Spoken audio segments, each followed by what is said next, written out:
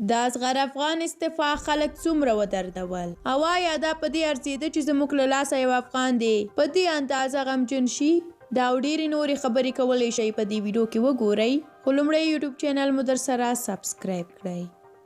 اصغر ستانکزی یا افغان هغه نوم دی چې د افغانستان د کرکټ سره یو ځای پیدا شوی، په دې معنی چې اصغر د افغان کرکټ لومړنیو لوبغاړو څخه دی. د کرکټ په نړۍ کې موږ میلیونونو افغانانو ته یې خوښۍ وبخل، خو موږ ورسره څه وکړل؟ موږ ډېر بې رحمه او کبرجن خلک یو. هغه داسې چې کله مو چې د غني په حکومت کبر وکړ، یو بیکار او قاتل حکومت را باندې حاکم شو، همداسې مو په اصغر هم کبر وکړ. تاسو په سوشل میډیا کې وګورئ چې اصغر ته له توتي بغیر بل لفظ نه کارېده. د مور پلار او میرمن پورې په ټولنیزو رسنیو کې ورته توهین وشو. څه د چې له پاکستانه مو لوبه وبایله. تاسو ځان له پاکستان سره وهئ؟ که دومره نران وئ تاسو یوازې کرکټ پاکستان ته نه دی بایللی، تاسو ټول هیواد ورته بایللی.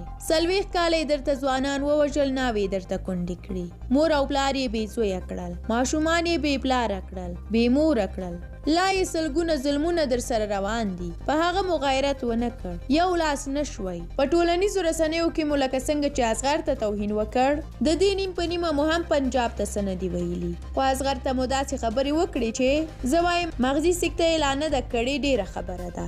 هغه چا چې تاسو ته کرکټ زده کړ، په خوند یې پوه کړئ، بار بار یې خوښۍ درکړه، هغه نن تاسو داسې په ژړا کړ. توف لعنت چې په تاسو افغانانو باندې چې یو افغان ته داسې نران کیږئ خو پنجاب ته بیا غلامان یئ. زه له ځان سره قضاوت وکړئ چې د پاکستان لوبه د دې افغان اصلي بچي د اوښکې ارزښت لره. کاش تاسو دومره د نر زامن اوسئ. له ځان سره فکر وکړئ چې تاسو د افغانستان لپاره څه کړي دي. ها ووایئ که نه څه مو کړي دي؟ د طالب او پنجاب له ډاره خپل په کور کې بیرغ نشئ ځړولی، له ډاره دې د کور دیوال او بام نه ښکته کړی، بله خوا بیا همدې اصغر په سینه ټومبلی. اوس ووایئ چې تاسو د افغانستان لپاره څه وکړل؟ ځواب لرئ؟